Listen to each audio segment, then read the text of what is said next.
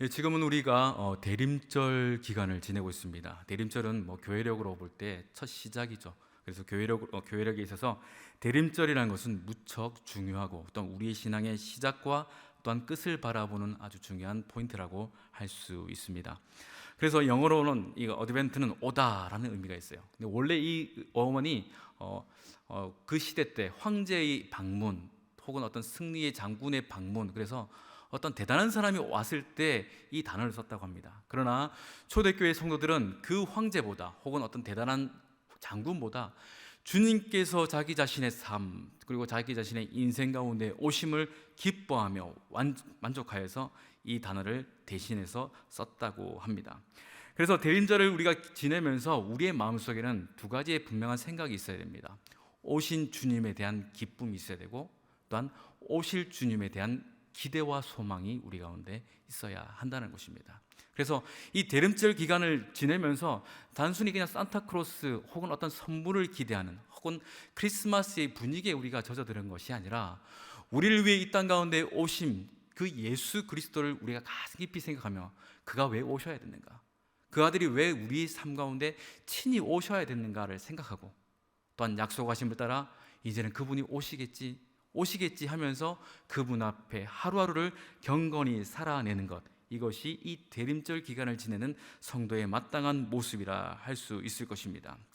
그러기에 주님께서 말씀하셨습니다. 나는 알파와 오메가라. 즉 오신 주님께서 또한 이 세상의 모든 끝을 분명히 이루신다라는 거예요. 그래서 오신 주님과 오실 주님의 그 역사적 사건 사이에서 저와 여러분은 오늘을 살아간다는 중요한 이유가 있다는 사실을 여러분 기억하시면서 뜻없이 의미 없이 이 연말 연시를 보내는 것이 아니라 다시금 주님 앞에 마음을 다잡고 생각을 정리하여서 하나님 앞에 합당한 성도의 삶이 무엇인가, 언제 오실지 알지 못하는 그 주님 앞에 오늘 우리는 어떻게 살아가는 것이 마땅한가 하며 마라나타 마라나타 하며 기도하는 믿음의 성도 되시길 주의 이름으로 축원합니다. 우리 옆에 부분과 이렇게 인사하실까요? 주님 언제 오실지 알 수 없지만, 한 번 더요. 주님 언제 오실지 알 수 없지만 잘 살아갑시다. 예, 이 잘이란 단어가 굉장히 중요하죠. 그냥 막 사는 게 아니라요, 주님 모시기에 잘 건강히 살아가는 것 무척 중요하다는 것 꼭 기억하시기를 바랍니다. 오늘 이야기는 예수님의 탄생 이야기죠. 예수님의 탄생 이야기. 복음서에 보면은 예수님의 탄생 이야기가 두 군데 기록이 되어 있습니다. 한 군데는 마태복음이고 한 군데는 우리가 읽은 누가복음입니다. 그러다 보니까 마태복음은 예수님의 제자로 부름을 받았죠. 근데 그의 원래 직업이 뭐였습니까? 세리였죠. 사람들은 세리를 죄인이라 했어요. 그러다 보니까 철저하게 죄인이었던 사람들의 그 눈총을 받던 마태의 입장에서 예수님을 그려갈 때는 그 대단하신 분이 죄인된 자들과 함께 하심에 대한 이야기들을 많이 기술했다면, 누가는 누구입니까? 뭐 했던 사람입니까? 의사였죠. 그 의사적 입장에서 그 예수님의 놀라운 일들, 그 신비한 일들, 정말 사람의 이해로는 판단할 수 없는 그 일들이 이루어짐에 대해서 누가복음은 예수님의 이야기를 그려가고 있다는 겁니다. 이 놀라운 이야기, 말도 안 되는 이야기, 이 초월적인 이야기를 우리는 네 가지 말로 표현하죠. 뭐라 합니까? 수태고지. 어떤 사람은 수태고지, 즉 이 이야기를 믿지 않는데 천사가 말한 그 말들을 믿지 않지만 저와 여러분들은 뭐라 생각합니까? 그 사실을 믿죠. 마리아가 사람의 힘으로 난 것이 아니라 어떤 사람과의 관계 속에서 예수님을 잉태한 것이 아니라 무엇으로요? 성령으로 천사의 고지를 따라 태어나게 됨을 우리는 믿고 살아간다는 것입니다. 그래서 이 수태고지라는 것은 우리 신앙에 있어 무척이나 중요합니다. 그러다 보니 이 예수님이 태어나실 것을 고지받은 이 마리아를 많은 사람들은 높이 샀고 또한 존경했으며, 또한 많은 이들이 딸아이의 이름을 마리아라 많이 짓기도 하죠. 이처럼 이 마리아의 삶은 정말 상상할 수 없을 정도로 천사와의 만남을 통해서 바뀌어지게 된다는 겁니다. 이러한 사건 이전에, 즉 이 사가랴의 집안에 방문했던 이 천사가 다시금 이 마리아에게 찾아와서 하는 그 첫 번째 말이 무엇입니까? 28절에 이렇게 얘기합니다. 그에게 들어가 이르되 은혜 받은 자여 평안할지어다, 이렇게 이야기해요. 여기서 보면 은혜 받은 자여 평안할지어다, 이 원문을 좀 정확하게 해석하면 순서와 단어가 조금 바뀌었어요. 어떻게 되냐면 기뻐하라 은혜 받은 자여가 또 조금 정확한 표현입니다. 우리는 평안이라고 생각하는데 이 원 의미는 조금 더 가까운 단어는 기뻐하라 라는 단어가 조금 더 정확하다고 합니다. 그래서 기뻐하라 은혜 받은 자여 라는 의미예요. 그런데 이것은 단순히 한 단회적인 사건이 아니라 지속하여서 계속해서 기뻐하라 기뻐하라 기뻐하라 라는 의미를 가진다는 겁니다. 단순히 천사의 고지를 들었을 때만 기뻐하는 것이 아니라 지속해서 이 일들이 자기의 삶 가운데 이루어질 때에, 그리고 재생산되어질 때마다 계속해서 기뻐할 일들이라는 거예요. 이는 세상이 주는 단회적인 기쁨, 어떤 짧은 기간의 기쁨이 아니라 영원토록 영생하도록 기뻐할 수 있는 그 참 기쁨이 마리아 너에게 임했다라고 말하고 있다는 사실이라는 것입니다. 예수님께서 이 땅 가운데 오신 사건이 단 한 번의 사건이지만 그 사건을 인해서 저와 여러분들은 2000년이 지난 지금도 우리는 어떻습니까? 기뻐하고 기뻐하고 기뻐하지 않습니까? 표정이 별로 안 기쁘시네요. 예. 그죠? 뭐 이제 산타크로스도 안 오고 뭐도 안 오고 뭐 흥미도 없죠, 그죠? 그러나 우리가 이 땅 가운데 예수님께서 오신 그 사실 하나만으로 우리는 기뻐하고 살아가야 한다는 거예요. 그런데 이 기뻐할 이유가 무엇입니까? 은혜 받았대요. 그런데 성경을 보면 어떻습니까? 31절에 이 처녀에게 어울리지 않는 한 단어가 나오는데 그것이 무엇이냐면 바로 잉태라는 거예요. 여러분, 처녀가 잉태했다는 말은 요즘 시대는 흔히 볼 수 있을지 모르겠지만 저도 그런 경험이 있어요. 분명히 제 아는 형님이 허니문 베이비라고 했는데 아이는 7개월 만에 태어났는데 너무 건강했어요. 3점 몇 킬로로 건강해서 요즘은 7개월 만에도 건강한 아이가 태어나는구나 했죠. 어쨌든 이런 얘기는 우스갯소리겠지만 마리아 입장에서 처녀라는 단어와 잉태라는 단어는 결코 만날 수 없는, 어울릴 수 없는 이 일들이라는 겁니다. 그런데 하나님은요, 이 일들을 이루어 가셨다는 것입니다. 무엇이라는 단어로 말미암아요? 은혜라는 단어로 말미암아요. 어찌 보면 이 정혼한 나이, 즉 마리아가 이 정혼한 나이는 학자들의 말에 의하면 우리 시로 볼 때는 한 중학생 정도 된다고 합니다.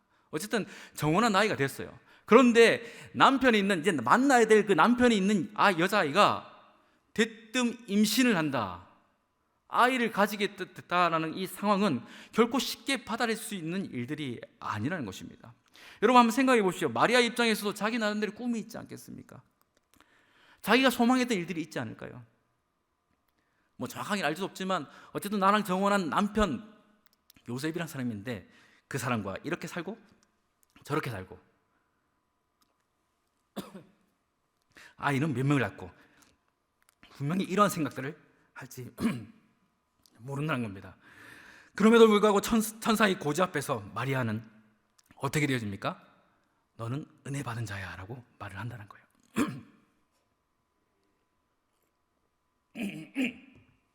제가 너무 기뻐서 지금 목이 갔습니다. 네.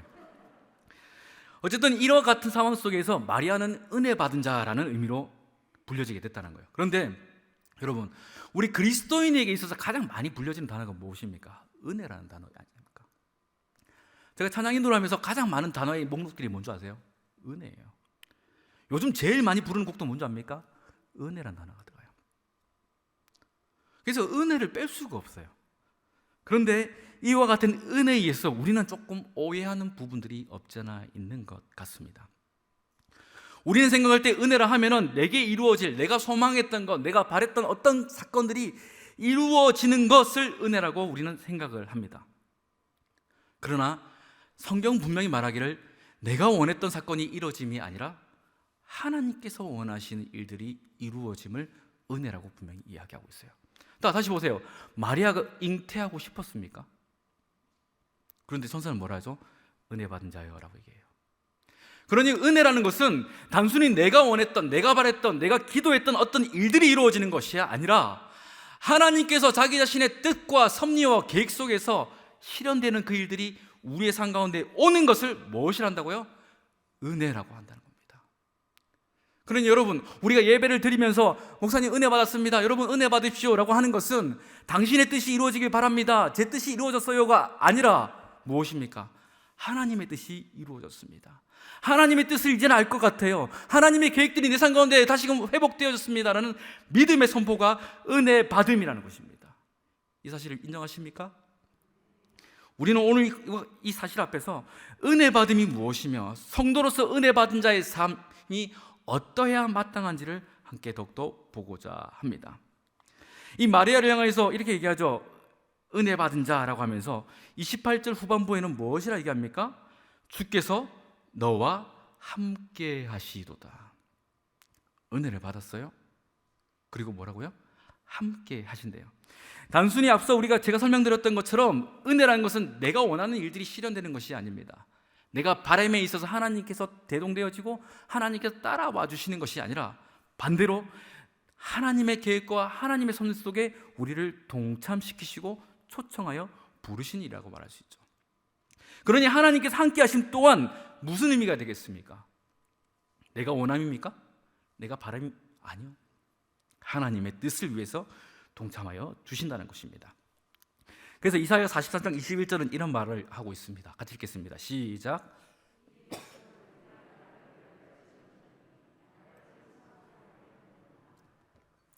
자, 하나님께서 이 백성을 지은 목적이 무엇이라 합니까?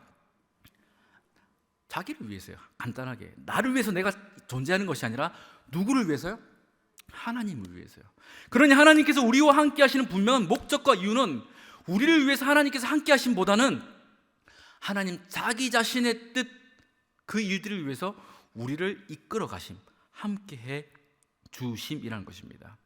그러니 저와 여러분의 창조적 목적도, 만물의 창조적 목적도 각 개인의 유익과 만족이 아니라 오로지 하나님을 위해서, 하나님의 뜻을 위해서 존재한다는 사실입니다. 그러니 피조물된 인간들이 이 사실을 깨닫지 못하고 각기 소견에 오른 대로 살아가는 그 모습을 성경은 비극이라고 이야기하고 있잖아요. 이런 비극적인 삶의 연속 속에서 그들을 할 수 있는 것은 무엇입니까? 죄의 반복이었다는 거예요.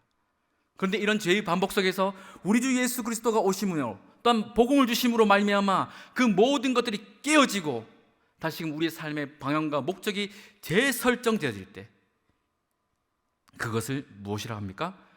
은혜라고 한다는 것입니다. 하나님은 이 시간 저와 여러분에게 복음을 주셨습니다. 그리고 이 복음을 통해서 우리의 삶이 하나님의 뜻대로 나가는 은혜의 사람 되기를 간절히 바라고 계신다는 것입니다. 우리가 이 사실을 깨달을 때에, 이 목적을 우리가 분명히 기억하며 살아갈 때 저와 여러분은 무엇이 회복됩니까? 사명이 회복되는 것입니다. 그리고 사명을 찾아가는 것입니다. 내가 무엇을 해야 될지 모르고 지금 이 시간 내 상황이 어떻게 해야 될지 모른다고 할지라도 하나님의 복음과 말씀이 우리 삶과 오는 것을 우리가 기억하면서 다시금 가치가 회복되어지고 목적이 회복되어지는 이 일들을 하나님은 은혜로 우리 모두에게 주심을 믿으시기를 바랍니다. 여러분, 업사이클링이라는 단어가 있습니다. 한번 좀 들어보셨을 겁니다. 이 단어는요, 개선하다, 높이다의 업그레이드와 그리고 재활용하다의 리사이클이 합쳐진 단어입니다. 즉 가치를 높이다는 뜻이에요. 쓸모없는, 버릴 것 같은 물건들을 다시금 재사용하는데 그냥 재사용하는 것이 아니라 가치를 높여서 사용한다는 겁니다. 이 단어를 생각할 때마다 우리의 모습이 떠오릅니다. 우리는 죄로 인하여서 정말 쓸모없는 인생들이 되어갔죠. 시간이 반복할수록 우리는 죄를 반복합니다. 노아 시대 때는 뭐라 얘기합니까? 그들의 생각까지도 악하다고 그래요. 무엇을 하지 않아서가 아니라 그들의 모든 계획이 악하다고 얘기합니다. 정말 쓸모없는 인간들이었어요. 그럼에도 불구하고 그와 같은 우리들에게 주님이 오셔서 복음을 전해 주시니까, 사명을 회복해 주시니까 우리가 업사이클링이 되더라는 것입니다. 쓸모없던 인생이 쓸모있는 인생으로 바뀐다는 겁니다. 사람들이 보기에 우리의 모습은 어떻습니까? 그저 그런 인생일지 모릅니다. 누가 봐도 별 볼 일 없는 인생 같다 할지라도 하나님은 그의 인생 가운데 은혜를 주심으로 그의 삶의 모든 것들을 바꾸어 버리시는 사실을 믿으시기를 바랍니다. 여러분, 어메이징 그레이스 많이 들어보신 단어죠. 이게 어떤 찬송가의 제목입니까? 나 같은 죄인 살리신 주 은혜 놀라워. 근데 이 1절 가사의 후반부에는 이렇습니다. 잃었던 생명 찾았고 광명을 얻었네, 이렇게 되어 있어요. 그런데 원 가사를 조금 직역하면 이렇습니다. 저는 한때 잃어버린 자였으나 지금은 찾았습니다. 저는 전에는 눈이 멀었지만 지금은 봅니다 라고 얘기해요. 하나님의 은혜가 자기에게 오니까요, 뭐라 얘기합니까? 자기는 잃어버렸던 자였는데 찾게 되었대요. 보지 못하는 자였는데 은혜로 말미암아 보게 되더라는 겁니다. 업사이클링이 된다는 거예요. 사람들이 보기에 우리의 삶이 어떠하다 할지라도 하나님의 은혜가 우리에게 임하는 그 순간, 보잘것없는 우리의 인생이라 할지라도 하나님은 보게 하시고 찾게 하심을 통하여서 쓸모있는 인생, 가치 있는 인생, 더 나아가 존귀한 인생 되게 하심을 믿으시기를 바랍니다. 그러니 이 시간 우리는 우리의 삶 가운데 우리가 바라는 은혜가 아니라 하나님께서 주시는 그 은혜를 바라고 그것을 위해 기도해야 한다는 거예요. 때로는 하나님께서 은혜로 주신 것들이 마음에 안 들 때가 있겠죠. 마리아도 그러지 않았겠습니까? 마리아 또 입장에서도 그 잉태라는 단어가 그렇게 달갑지는 않았을 거예요. 저마다에게 삶 가운데 하나님께서 은혜라 하면서 주셨던 어떤 사건들 하나하나가 크게 달갑지 않은 일들이 분명히 있었을 것입니다. 그럼에도 불구하고 하나님께서는 그 일들을 우리에게 은혜라 주시며 우리에게 사명을 회복하시고 우리의 삶의 목적과 방향성을 다시금 재설정하셔서 하나님 앞에 존귀한 인생, 가치 있는 인생, 추앙받는 인생 되게 하셨다는 사실을 꼭 믿으시기를 바랍니다.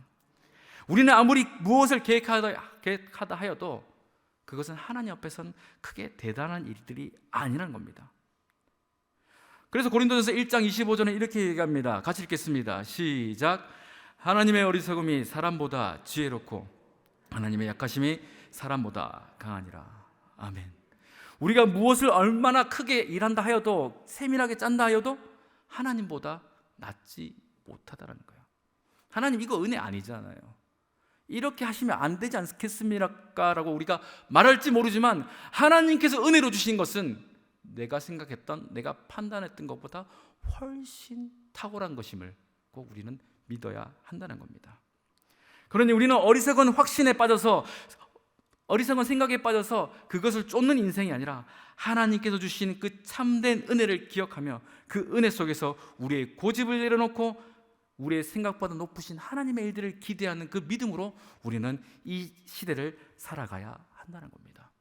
그래서 하나님의 방법은요, 그 하나님이 주시는 그 은혜의 방법들은 생각보다 우리가 이해 못할 일들이 많이 있습니다. 그러니까 성경을 보면 어떻습니까? 대표적으로 아브라함이 있습니다. 하나님께서 아브라함을 부르시죠. 몇 세에 부르십니까? 75세예요. 그런데 하나님 그 아들을 몇 세에 주십니까? 100세에. 정말 아들을 낳을 수 없는 그 나이가 되기까지 하나님은 기다리시고 기다리셔서 하나님의 방법대로 아들을 주시더라는 것입니다. 그리고 요셉을 또 어떻게 사용하십니까? 하나님께서 요셉을 사용하시면 좋은 곳에서 좋은 학교 다니게 하시지 않고 도리어 형제들에게 배신당하게 하십니다. 모함당하게 하세요. 감옥에 갇히고 힘든 시간을 보내게 합니다. 그럼에도 불구하고 하나님은 그를 어떻게 하십니까? 마침내 애굽의 총리 되게 하셨잖아요. 우리가 상상할 수 없는 방법들로 하나님은 이끌어 가십니다. 이뿐 아닙니다. 하나님께서 이스라엘 백성들을 강성하게 하실 때에 어떤 나라에서 큰 성 가운데 보호하시는 것이 아니라 어디에 두십니까? 애굽이라는 그곳에 보내셔서 그들로 하여금 종살이 되게 하셨다는 거예요. 종살이 되는 것이 무슨 강성입니까? 그럼에도 불구하고 그들의 수는 날로 불어나더라는 거예요. 또한 그들을 출애굽시킬 어떠한 지도자를 선택할 때에 탁월한 힘 있는 모세가 아니라 이제는 목자요 힘을 잃은 늙은 모세를 사용하시다는 겁니다. 그렇다면 하나님께서 행하시는 그 방법들은 때로는 우리의 삶 가운데, 우리 이성 가운데 쉽게 받아들일 수 없지만 그것이 하나님의 은혜라면 그것을 은혜로 받아들이는 믿음이 이제는 저와 여러분에게 있어야 됨을 꼭 믿으시기를 바랍니다. 그래서 보잘것없는 마리아의 인생 가운데 하나님께서 개입하셨어요. 개입하시고 그의 삶 가운데 은혜라 말씀하시면서 그에게 아들 예수가 나실 것이라는 것을 분명히 고지하신다는 것입니다. 마리아의 입장에서 볼 때는 결코 상상할 수 없는, 쉽게 받아들일 수 없는 어려운 일들이었습니다. 그럼에도 불구하고 하나님은 그를 향해서 무엇이라 말씀하십니까? 은혜라고 얘기하세요. 우리 30절 함께 읽어보도록 하겠습니다. 시작. 천사가 이르되 마리아여 무서워하지 말라. 내가 하나님께 은혜를 입었느니라. 뭐라고요? 은혜를 입었대요. 이 은혜를 받은 마리아, 이 여기서 은혜를 입었다라는 단어는 조금 더 정확하게 표현하면 발견하다라는 의미입니다. 근데 이것이 수동형으로 쓰여졌어요. 수동형, 즉 자기가 스스로 발견하는 것이 아니라 누가 발견하게 하시는 겁니까? 하나님이 발견하게 하시다는 것입니다. 마리아는 어린 여자였습니다. 무지한 여자일지 모릅니다. 대단한 사람이 아니었어요. 그럼에도 불구하고 하나님의 이 놀라운 일들을 발견하게 하시더라는 것입니다. 저와 여러분이 이 자리에 앉아서 예수는 그리스도다 고백하는 이유는 우리가 똑똑해서가 아닙니다. 우리가 천지만물을 헤아려서가 아니라 누구에 의해서입니까?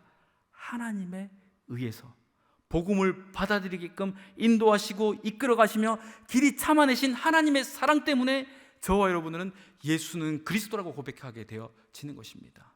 이 사실을 인정하십니까? 그래요. 그래서 우리는 이렇게 예수님을 믿고 살아가는 것입니다. 하나님은 때론 불가능한, 즉 처녀가 아들을 낳는 이 불가능한 일들을 통해서 하나님의 일들을 이루어 가시는 것처럼 하나님은 저와 여러분의 삶 가운데 불가능할 것 같은 그 일들을 통하여서 하나님 자기 자신의 일들을 이루어 가시는 거예요. 그 일들을 이루어가면서 우리는 거부감이 있습니다. 하나님 이게 될까요? 안 되지 않을까요? 굳이 이런 방법을 쓰셔야 합니까? 라고 우리는 때론 하나님께 반문하며 기도할 때가 많이 있지 않겠습니까? 그런데도 하나님은 아니야, 내 방법이 옳아 하시면서 끝까지 너는 은혜 받은 사람이야, 은혜 받은 사람이야 하면서 이끌어 가시더라는 것입니다. 오늘 시간 하나님의 그 뜻 앞에서 고민하고 계신 성도님 계십니까? 하나님의 은혜임을 믿으시기를 바랍니다. 하나님의 뜻을 잉타하여 살아가는 삶이 가장 은혜로운 삶이요 가장 복된 인생임을 믿으시기를 바랍니다.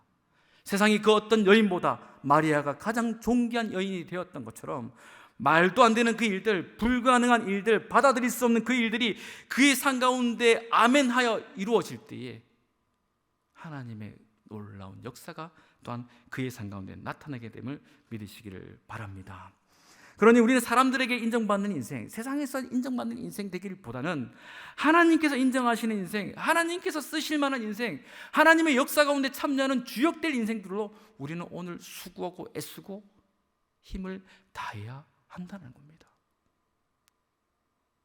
세상에 수많은 사람들이 있지 않습니까? 그럼에도 불구하고 저와 여러분들은 그들을 위해 살아가는, 혹은 그들에게 인정받는 인생이 아니라 살아서 역사하시는 하나님께 인정받는, 하나님의 그 말씀을 받아들이는, 그것을 잉타하여 살아가는 인생 되기를 우리가 소원하는 것, 이것이 우리의 마땅한 모습이라는 것입니다. 우리는 대림절을 지내면서 은혜에 대해서 이야기했습니다. 그 은혜, 근데 그 은혜가요 결코 내가 원하는 방법이 아니라, 혹은 내가 원하는 그림이 아니라 하나님께서 원하시는 방법과 그림대로 우리에게 오게 되어짐을 여러분 꼭 기억하시기를 바랍니다. 분명 마리아의 상황 가운데 그 잉태라는 것은 은혜라고 말할 수 없겠죠. 그럼에도 불구하고 그것이 위대하신 하나님, 크신 하나님의 계획이라면 그것은 누가 뭐라 해도 은혜의 일들임을 확신하시기를 바랍니다. 우리의 삶 가운데도 하나님께서 말씀하신, 이 강단에서 선포되어진 그 하나님의 말씀이 여러분의 심령 가운데 떨어진다면 그것은 내가 부담스럽고 내가 거북스러운 일들이라 하여도 그것이 무엇입니까? 은혜라는 겁니다. 그 말씀이 우리를 살게 할 것입니다. 그 말씀이 저와 여러분을 주님의 뜻으로 인도하여 낼 것입니다. 마침내 그 말씀을 통하여서 우리는 하나님의 크신 손길을 직접 경험하여 간증하는 인생, 찬양하는 인생으로 나아가게 될 것입니다. 그러니 그 하나님을 신뢰하시길 바랍니다.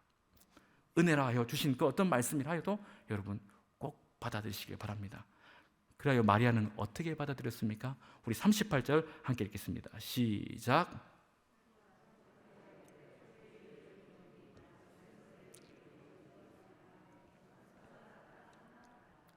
네, 뭐랍니까? 주의 여종이오니. 우리는 종입니다. 하나님의 말씀을 그저 받아내는 종입니다. 이 사실을 우리가 인정하고 살아갈 때에 하나님은 이 마리아를 크게 사용하셨던 것처럼, 하나님의 크신 그 구원의 역사 가운데 동참케 하셨던 것처럼, 이제는 다시 오실 주님의 그 놀라운 복음과 구원의 일들 가운데 저와 여러분들을 동참하여 주실 것입니다. 사람들이 보기에 나는 아무것도 할 수 없어요, 목사님 난 다 늙었는데 뭘 하겠습니까? 할지 모릅니다. 그럴 때마다 제가 그런 분에게 신방 가서 얘기합니다. 아직 기도할 수 있잖아요. 아직 예배 드릴 수 있잖아요. 아직 할 것이 너무 많은데 뭐 할 거 없다고 투정하십니까? 병상에 계신 분을 향하여서 주님 부르신 날까지 기도하세요. 기도하세요. 교회를 위해서, 자녀들을 위해서, 나를 위해서 기도하세요. 그 기도가 힘이 있습니다라고 은혜의 사명들을 전하곤 합니다. 우리 모두가 그와 같습니다. 각자의 삶의 현장에서 하나님은 우리를 사용하길 원하고 계십니다.